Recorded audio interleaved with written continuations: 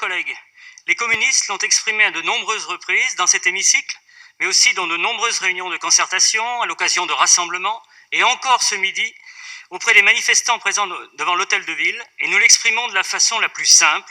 Nous sommes en désaccord avec le projet Gare du Nord 2024, en désaccord avec sa finalité profonde. La Gare du Nord est un monument emblématique des années Haussmann, datant de 1846, chef-d'œuvre de l'architecte Jacques-Ignace Hittorf. C'est une porte d'entrée directe de et vers 4 pays et un monde en soi, avec la présence de plus de 100 commerces, 3000 salariés et agents de la SNCF, 220 millions de voyageurs par an et plus de 2000 trains par jour.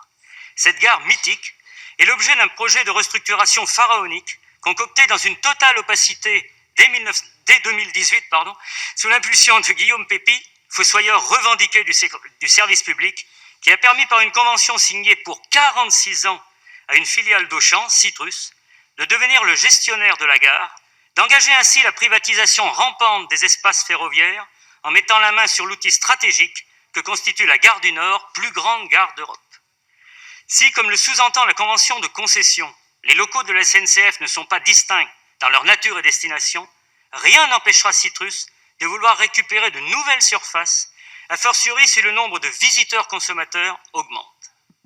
Notre boussole étant résolument tournée vers le développement du service public, avec comme seul objectif la défense de l'intérêt général, les communistes ne peuvent se satisfaire d'un projet financé majoritairement par le privé, essentiellement tourné vers le commerce et induisant une privatisation des espaces publics.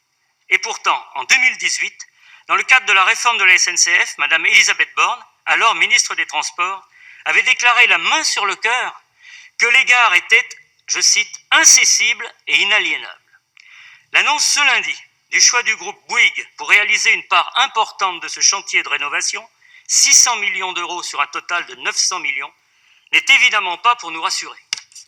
C'est pourquoi, dès l'annonce de ce projet, les élus et militantes communistes s'y sont opposés et ont développé nombre de propositions concernant les conditions d'accueil, le confort des usagers du rail et la qualité de vie des riverains. Les communistes ont dénoncé le protocole conclu le 23 novembre 2020 avec le président de la SNCF. Les communistes ont, en cohérence, dénoncé le protocole d'accord conclu le 23 novembre entre la ville de Paris et la SNCF, car les avancées actées ne modifient en rien l'orientation et la philosophie fondamentale du projet initial, qui avait suscité de vives critiques des usagers et des riverains, mais aussi de nombreux architectes et urbanistes.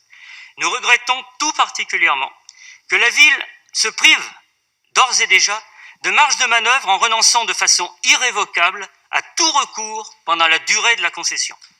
Nous ne doutons pas que le préfet de région Île-de-France délivrera le permis de construire modificatif déposé le 4 janvier par Stationnor. Cependant, tout n'est pas réglé. Plusieurs recours ont été lancés par des associations contre le permis de construire et contre la déclaration de projet.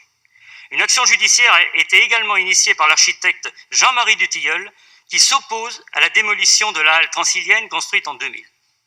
En lien avec les habitants et leurs associations, les communistes ont porté la proposition d'intégrer le nord de la gare dans le périmètre du projet de transformation. C'est pourquoi nous avons acté positivement le projet d'une passerelle qui relierait le boulevard de la Chapelle à la gare du Nord. Je souhaite insister sur ce point.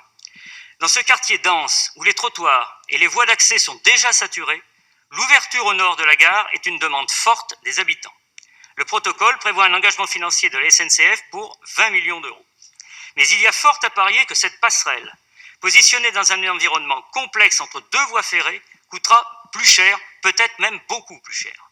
Par conséquent, la SNCF doit engager au plus vite des discussions avec l'État et la région en associant la ville pour assurer le financement et la concrétisation de cet engagement. L'engagement pris par la SNCF ne concerne à ce stade que les études. Nous serons très vigilants à ce que ces moyens, point fort du protocole signé, ne restent pas lettre morte et que le montant de 20 millions d'euros que la SNCF a prévu d'engager sur cette passerelle soit bien mis au service d'une amélioration de la liaison entre la gare et le nord du 10e arrondissement. Je souhaite également dire un mot sur l'impact des travaux et notamment des nuisances occasionnées aux riverains et aux usagers, car les travaux de la gare du Nord vont se dérouler de façon concomitante avec ceux du nouvel hôpital Lariboisière.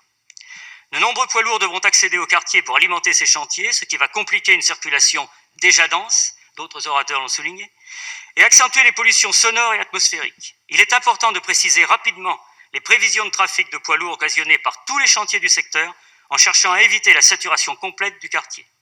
Le bon sens voudrait que la SNCF privilégie les voies ferrées pour alimenter son chantier, mais nous en doutons fort, vu l'acharnement dont fait preuve la SNCF depuis des années pour démanteler le fret ferroviaire. Notre opposition au projet reste fondamentale. Les communistes souhaitent améliorer l'accueil et les déplacements des usagers, mais aussi l'offre de services publics, avec notamment la réouverture d'un bureau de poste de plein exercice. Mais les investisseurs privés ne se préoccupent nullement de la qualité d'offre de transport et cherchent uniquement, beaucoup l'ont dit, à capter une nouvelle clientèle. Or, en ne révisant pas le mode de financement du projet pour le faire reposer sur l'investissement public, le protocole n'en remet pas en cause le cœur, à savoir la création d'un énorme centre commercial au seul profit d'Auchan. Citrus entend consacrer à cet objectif des milliers de mètres carrés supplémentaires. Pour que la rénovation de la plus grande gare d'Europe soit guidée par la réponse aux nouveaux besoins des usagers des transports, il est urgent de changer le système même de financement. Le réaménagement d'une gare de transport public doit être financé pour nous les communistes par le public, en aucun cas par le privé. Les gares sont des lieux de passage, de rencontre, qui doivent permettre la circulation, favoriser la mobilité, sans que voyageurs et voyageuses ne soient sollicités pour consommer toujours davantage. Je vous remercie.